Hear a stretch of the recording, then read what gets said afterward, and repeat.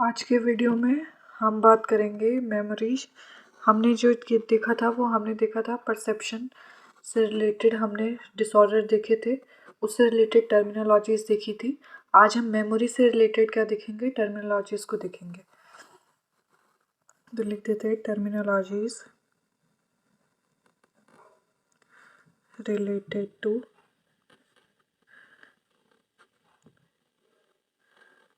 Memory.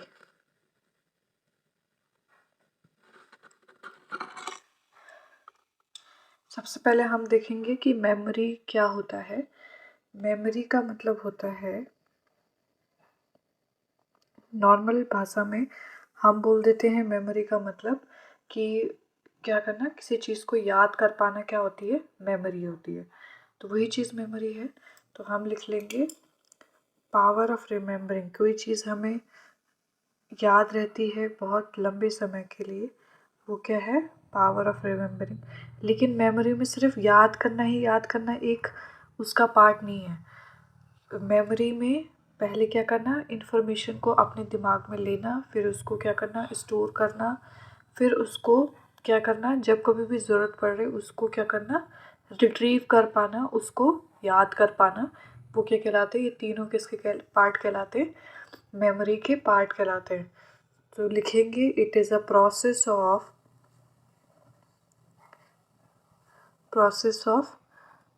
Recording.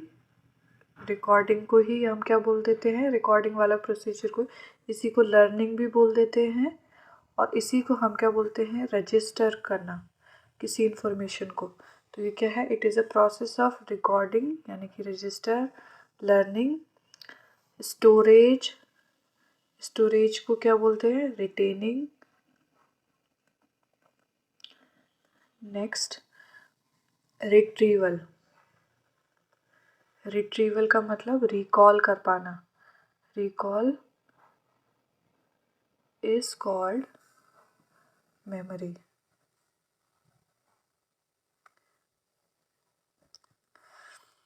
It is a process of recording, registration, process of recording, storage, retrieval of information is called memory. इसको हम क्या बोल देते हैं, memory बोल देते हैं।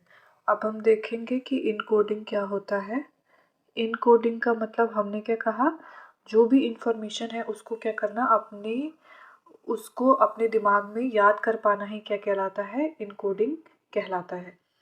इनकोडिंग के बाद जो हमारी दूसरी प्रोसेस थी वो हमने कहा था स्टोरेज। जो भी इंफॉर्मेशन हमने कलेक्ट की है उसको क्या रख पाना, अपने ब्रेन में रख पाना बहुत लंबे समय के लिए, उसको हम क्या बोल देते हैं, स्टोरेज। फिर हमने कहा रिट्रीवल। रिट्रीवल का मतलब हमने क्या कहा, जो इन्फॉर्मेशन हमने याद की थी, जब कभी भी ज़रूरत पड़े उसको याद करने की, तो हम क्या कर पाएँ, उसको याद कर पाएँ, उसको दोबारा रिकॉल कर पाएँ, तो उसको हमने क्या कहा, रिट्रीवल कहा। रिट्रीवल का मतलब क्या है, रिकॉलिंग ऑफ इंफॉर्मेशन। स्टोरेज क्या करना, चीज़ों को, इंफॉर्मेशन को repetition of information is called storage. और इनकोडिंग का मतलब क्या करना, उसको क्या करना, कलेक्ट कर पाना अपने दिमाग में, तो वो क्या है, इनकोडिंग है। फिर होता है types of memory. Types of memory, तो मेमोरी जो होती है वो तीन टाइप का होता है। एक होता है इमीडिएट, एक होता है रीसेंट मेमोरी, एक होता है रिमोट मेमोरी। इमीडिएट मेमोरी जो होती है ये हमारी क्या होती है, अप टू इसको बोल सकते हैं कि मतलब 2 आवर के अंदर, मतलब 2 घंटे के अंदर वाली मेमोरी, कि 2 घंटे के अंदर हमारे साथ क्या हुआ, क्या हमने किया, वो क्या है, इमीडिएट मेमोरी का पार्ट है। फिर होता है रीसेंट मेमोरी। रीसेंट मेमोरी जो है वो क्या हो सकती है, कुछ क्या हो सकती है, फ्यू डेज, कुछ दिनों की हो सकती है, कुछ दिनों पहले क्या किया था, क्या नहीं किया था, वो हो सकती है। रिमोट मेमोरी जो होती है ये क्या है, लास्ट करती है मंथ और ईयर, इतने तक ये क्या कर पाएगी, चल पाएगी। मतलब हमने क्या कहा, टाइप ऑफ मेमोरी में हमारे पास 3 मेमोरी के टाइप है, इमीडिएट मेमोरी, रिसेंट मेमोरी और रिमोट मेमोरी। इमीडिएट मेमोरी में हमने कहा कि जो क्या है 2 घंटे तक हमारी मेमोरी में जो कुछ भी हुआ हमारे साथ 2 घंटे के अंदर, उसको हम इमीडिएट मेमोरी के कह रहे हैं, या फिर क्या बोलते हैं सेकंड भर में जो चीज़ें हुई वो क्या, सेकंड सेकंड अभी 2 सेकंड पहले क्या चीज़ें हुई, 3 सेकंड पहले क्या चीज़ें हुई, तो उसको क्या बोलेंगे, इमीडिएट मेमोरी बोल देंगे। रिसेंट मेमोरी जो होती है वो कुछ दिनों पहले की मेमोरी है, कि कुछ दिनों पहले, 2 दिन पहले क्या हुआ था, 1 दिन पहले क्या हुआ था, वो हमारे पास क्या है, रिसेंट मेमोरी है। हमने कल क्या खाया था, दिन में क्या खाया था। रिमोट मेमोरी का मतलब होता है कि जैसे कुछ बहुत पुराने इवेंट होते हैं, कि बर्थ कब हुआ, जिस दिन हम 6 साल के थे तो उस दिन ये वाली बात हुई थी। अब इसमें हम देखेंगे कि हमें कितना याद रहती है। तो जो इमीडिएट मेमोरी है इसको क्या कर सकते हैं, instant recall. Instant recall is possible. Instant recall is possible कौन सी मेमोरी में, इमीडिएट मेमोरी में। इमीडिएट मेमोरी में इंस्टेंट रिकॉल जो होता है वो क्या होता है, पॉसिबल होता है। रीसेंट मेमोरी में हमें क्या होना चाहिए, थोड़ा बहुत हमें कंसंट्रेट करना पड़ता है अपने दिमाग को। जैसे हम बोलते हैं कि हमने कल दिन में क्या खाया था, तो पहले हम क्या करेंगे, थोड़ा बहुत अपना दिमाग में सोचना चालू करेंगे, अरे कल दिन की बात करें तो अच्छा सुबह ये खाया था, रात को ये खाया था, तो दिन में मतलब रिपीट करेंगे। थोड़ा बहुत हमें कंसंट्रेट करने की, माइंड को कंसंट्रेट करने की ज़रूरत पड़ेगी, ताकि हम ये बता पाएँ कि हमने रिसेंट मेमोरी में क्या किया था, मतलब रिसेंट मेमोरी को जानने के लिए कि हमने दिन में क्या खाया था।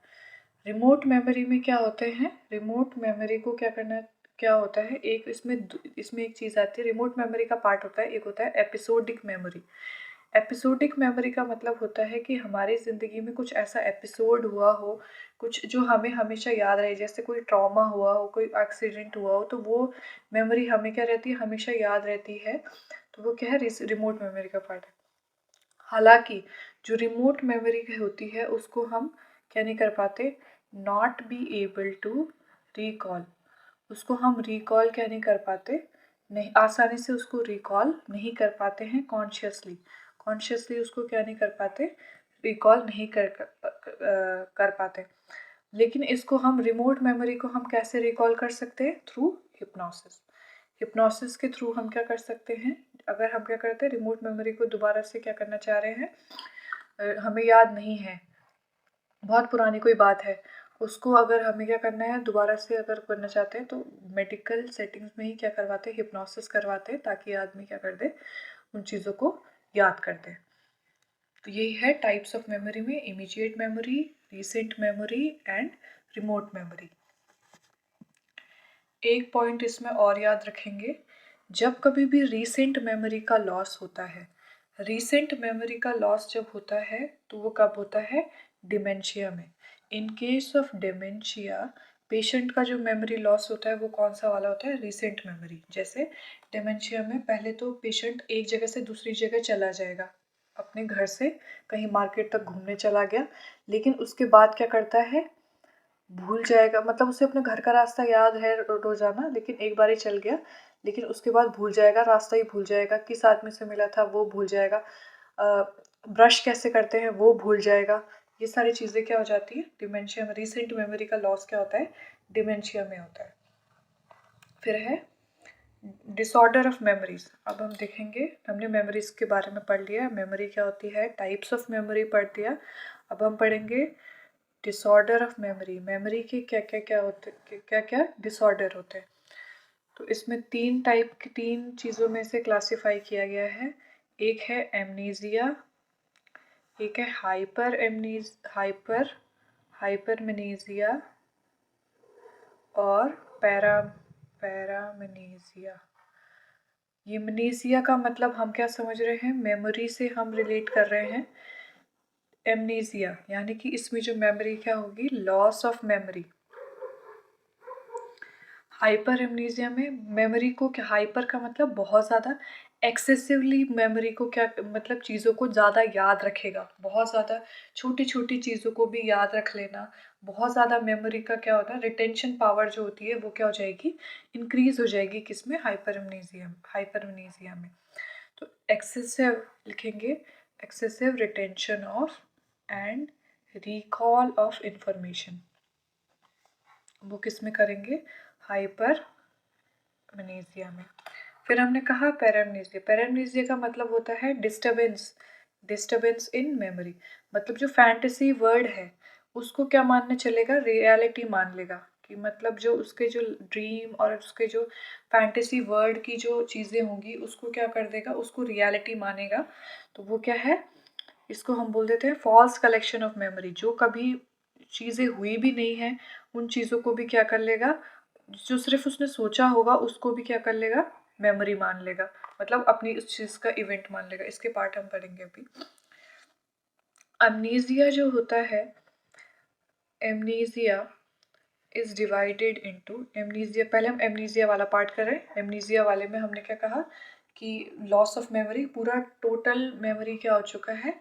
लॉस हो चुका है। मेमोरी एकदम बिल्कुल गायब हो चुकी है। तो उसके लिए हम क्या करें? एमनीजिया पढ़ेंगे। Amnesia divided into three types में एमनीजिया को क्या किया जाता है? डिवाइड किया जाता है। तो इसमें है anterograde, retrograde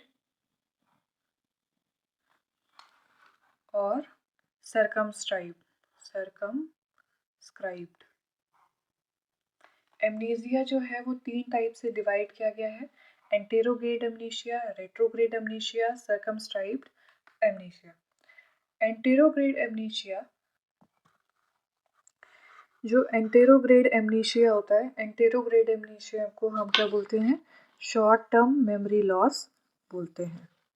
short term memory loss का मतलब होता है कि जो इसमें जो नई लर्निंग क्या हो जाएंगी? अफेक्ट हो जाएंगी। जो मतलब जो पेशेंट है, हमारी जो मेमोरी होती है वो क्या होती है? पहले शॉर्ट टर्म मेमोरी को हमें क्या करना होता है? लॉन्ग टर्म मेमोरी में चेंज करना होता है। कोई चीज़ सीखोगे तो वो कुछ टाइम के लिए किस में रहेगी? शॉर्ट टर्म मेमोरी के अंदर रहेगी। उसके बाद वो लॉन्ग टर्म मेमोरी में चेंज होगी। लेकिन हमने कहा कि जो शॉर्ट टर्म मेमोरी लॉस है यही क्या हो जा रहा है? गायब हो जा रहा है। मतलब किसी चीज़ को अब लंबे समय तक याद रखना क्या हो जाएगा? मुश्किल हो जाएगा। तो इसी को हम क्या बोल देंगे? तो नई चीज़ क्या नहीं कर पाओगे? याद नहीं कर पाओगे। तो इसीलिए बोल रहे हैं new learning will get affected. New learning will get affected. नई चीज़ों को क्या नहीं कर पाएगा? याद नहीं कर पाएगा, क्योंकि उससे क्या है? Short term memory loss. एक हमने देखा भी था, हमने गजनी एक मूवी देखी थी। गजनी में उसको अपने बॉडी में लिखते रहता है अपनी चीज़ों को, कि क्योंकि वो भूल जाता है, उसको शॉर्ट टर्म क्या होता है? मेमोरी लॉस होता है।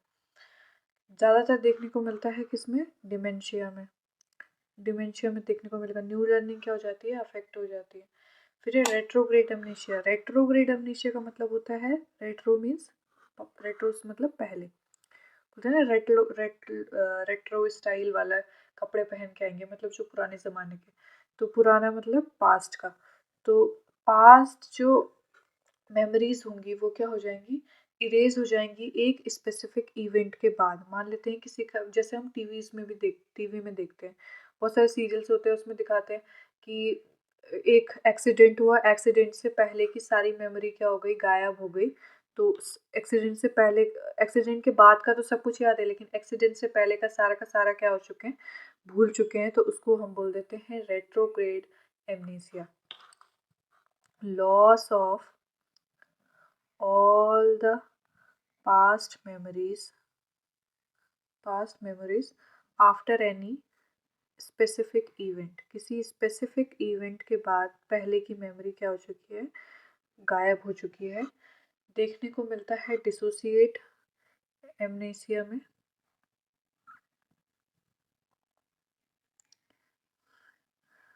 और कभी कभी सीन आफ्टर ईसीटी के बाद। ईसीटी हमने कहा इलेक्ट्रोकन्वल्सिव थेरेपी है। ईसीटी क्या है? एक थेराप्यूटिक क्या है? ट्रीटमेंट है जो हम पेशेंट को प्रोवाइड करते हैं। उसको क्या करते हैं? ग्रैंड mal सीजर प्रोवाइड करके। तो उस प्रोसीजर के बाद भी देखने को मिलता है पेशेंट में क्या देखने को मिलता है?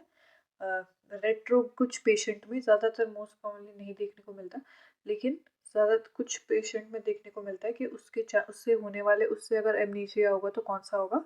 रेट्रोग्रेड एमनीशिया देखने को मिलेगा। उसके बाद है हमारे पास सरकमस्क्राइब्ड एमनीशिया। सरकमस्क्राइब्ड एमनीशिया का मतलब होता है कि कोई स्पेसिफिक इवेंट जो हो गया, पर्टिकुलर इवेंट के कुछ इवेंट किसी पर्सन से रिलेटेड, या इवेंट से रिलेटेड मेमोरी क्या हो चुकी है, लॉस हो चुकी है। उस इवेंट से पहले का भी याद है, लेकिन इवेंट मतलब इवेंट याद नहीं है, एक पर्टिकुलर इवेंट याद नहीं है, लेकिन उस इवेंट से पहले की मेमोरी भी है और उस इवेंट के बाद की मेमोरी भी है। बस एक इवेंट गायब हो गया, जैसे हमने सीरियल्स में भी दिखाते हैं ये कि एक पर्टिकुलर पर्सन से रिलेटेड मेमोरीज क्या हो गई, गायब हो गई। उससे पहले की भी सारी मेमोरीज है, उसके बाद की भी सारी है, लेकिन बस एक आदमी से रिलेटेड मेमोरी चली गई। यानी कि वो भी तो एक उनकी उसकी लाइफ में क्या था, एक इवेंट था, उस इवेंट से रिलेटेड मेमोरीज चली गई, तो उसको हम बोल देते हैं सर्कमस्क्राइब्ड एमनीशिया। तो हमने कहा एमनीशिया के 3 टाइप हो गए, anterograde, retrograde, circumscribed. Anterograde amnesia short term memory loss, जिसमें हमने कहा न्यू लर्निंग अफेक्ट होगी क्योंकि short term memory long term memory में चेंज नहीं हो पा रही है।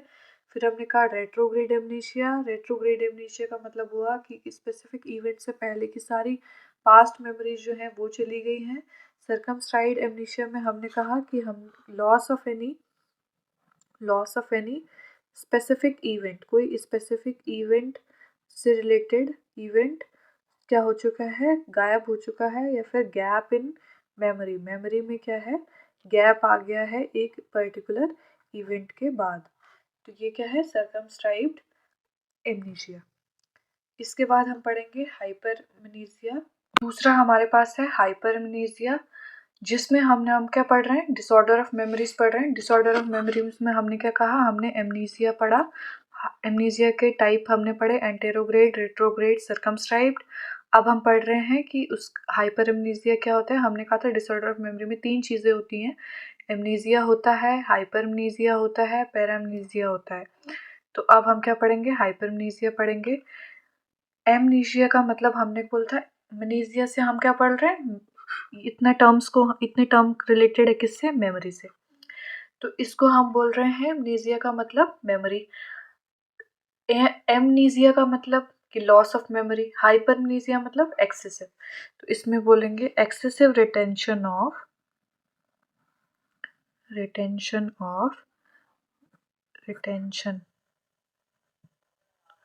Excessive retention of memory is known as हाइपरमनीसिया।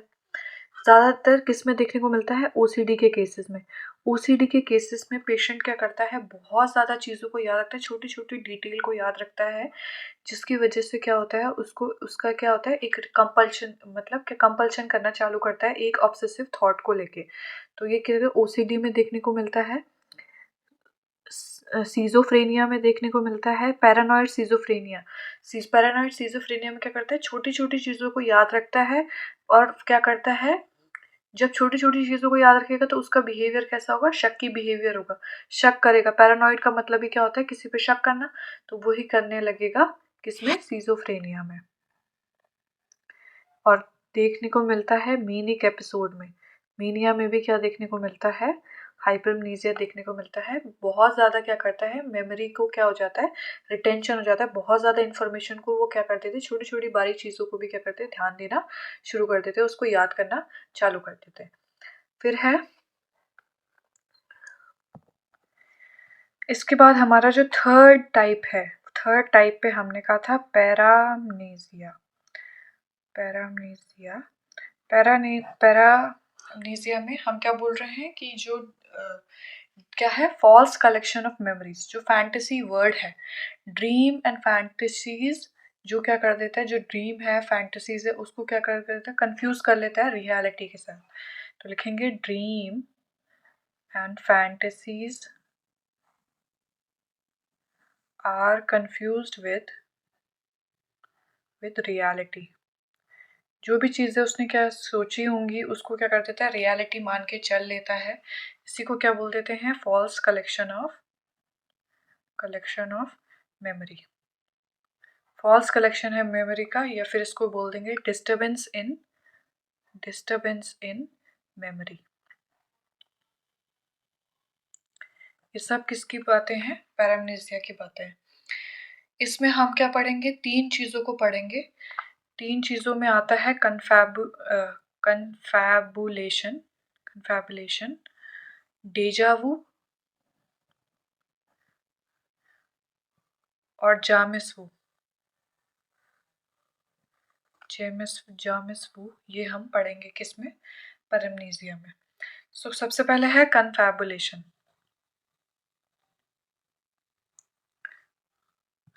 कन्फैबुलेशन का मतलब होता है, मान लेते हैं आपने क्या किया, क्वेश्चन पूछा किसी पेशेंट से, आपके पास कोई पेशेंट है, उससे आपने क्या किया, क्वेश्चन पूछा। क्वेश्चन पूछने के बाद आपने जब उसको क्वेश्चन पूछा तो वो उसको उसका क्या नहीं है, मतलब वो क्या कर रहा है, उस क्वेश्चन का आंसर बताने के लिए वो क्या कर रहा है, कुछ ऐसी चीज़ों को क्या कर रहा है, फ़ील कर रहा है वहाँ पे जो कि उसके साथ नहीं हुए हैं। वो बोलेगा कि मेरे साथ ऐसा हुआ था, वैसा हुआ था, जबकि वो रियलिटी में उसके साथ नहीं हुआ होता, वो उसकी क्या होती है, इमेजिनेशन होती है, उसको वो फ़ील कर रहा होता है, मैं गैप को क्या कर रहा होता है, फ़ील कर रहा होता है। तो इसमें हम लिख लेंगे, अल्कोहलिक पेशेंट में क्या देखने को मिलता है, कन्फैबुलेशन ज़्यादा देखने को मिलता है। उनसे कुछ चीज़ पूछोगे तो उनको उस समय कुछ याद तो रहता है नहीं, लेकिन वो क्या करते हैं, कुछ फ़ॉल्स अपने ही थॉट्स को क्या कर देते हैं, उसमें भर देते हैं, बोल देंगे कि मेरे साथ ऐसा हुआ था, वैसा हुआ था, जो कि रियल नहीं होता, जो उनके साथ नहीं हुआ होता है। तो लिख लेंगे सीन इन अल्कोहलिक पेशेंट, और इसमें क्या लिख लेंगे, filling the gap of memory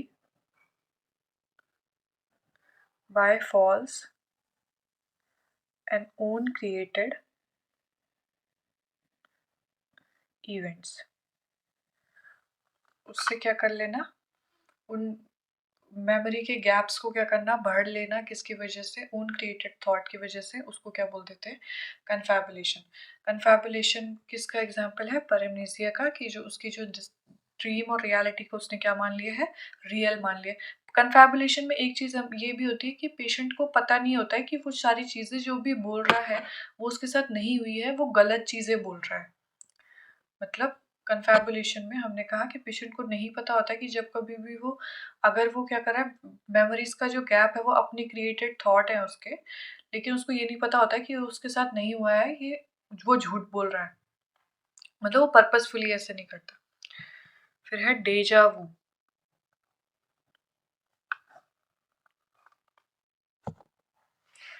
डेजा वू जो है, वू का मतलब होता है किसी दूसरी भाषा का शब्द है जिसका मतलब होता है टू सी, देखना। तो डेजा वू में पेशेंट क्या करता है, मतलब जो भी पर्सन होगा वो क्या करेगा कि उसको जो चीज़ अनफेमिलियर चीज़ें होंगी, अनफेमिलियर कोई सीन होगा, उसको ऐसा लगेगा कि वो क्या है, उससे पहले भी मिल चुका है। मतलब कोई सी इंसान से मिला और उसको बोला कि मैं तो इनसे क्या कर चुका हूँ पहले भी, मतलब कोई मान लेते कुछ सिचुएशन हमारे साथ हो रही है, कुछ हम खाना खा रहे हैं, किसी सिचुएशन वहाँ पे दो आदमी बैठे हैं और उनके साथ हम खाना खा रहे हैं। तो डेजा वू का मतलब होता है कि पेशेंट को फील होगा कि ये चीज़ मेरे साथ पहले भी हो चुकी है, पहले भी मैंने सेम यही चीज़ क्या कर रखी है, एक्सपीरियंस कर रखी है, जहाँ पे हम दो लोग क्या कर रहे थे, खाना खा रहे थे, जबकि वो इवेंट रियल में क्या हो रहा होगा, पहली बार हो रहा होगा। लिख लेंगे sense of familiarity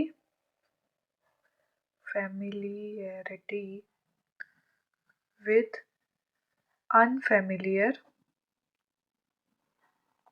scene and circumstances। Unfamiliar circumstances है, उसको भी क्या मान रहा है, उसको ऐसा लग रहा है कि वो उसके साथ फेमिलियर है, वो चीज़ पहले भी हो सकी है, हो चुकी है। फिर है जामिसवू। जामिसवू का मतलब इसी का उल्टा, इसी का sense of unfamiliarity with familiar scene and circumstances। मतलब पेशेंट को क्या लगेगा, जो चीज़ पहले हो चुकी है उसको बोलेगा कि नहीं ये तो मेरे साथ क्या हो रहा है, पहली बार हो रहा है। जो चीज़ पहले भी उसने एक्सपीरियंस की उसको बोलेगा नहीं ये मेरे साथ क्या हो रहा है, पहली बार हो रहा है। उस डेजा वू का क्या है, उल्टा क्या है, जामिसवू। तो हमने इसमें पढ़ा डिसऑर्डर ऑफ मेमोरी में एमनीसिया, हाइपर एमनीसिया, पर एमनीसिया, ये हमने पढ़ा। अब यही एमनीशिया में हमने एमनीशिया के टाइप पढ़े, anterograde, retrograde, circumscribed. Hyper amnesia में हमने पढ़ा कि एक्सेसिव रिटेंशन हो जाता है, इसमें कुछ बाकी उसके टाइप नहीं थे, उसमें कुछ पढ़ने के लिए नहीं था। पैरेमनीजिया में हमने कहा कि कन्फैबुलेशन, डेजा वू, जामिस वू क्या है, इसका पार्ट है। इसमें हमने ये सारी चीज़ें पढ़ी। वीडियो में बने रहने के लिए धन्यवाद। अगर आपको ये लेक्चर अच्छा लगा हो, समझ में आया होगा, तो वीडियो को लाइक, शेयर और सब्सक्राइब करना है। Thanks for watching.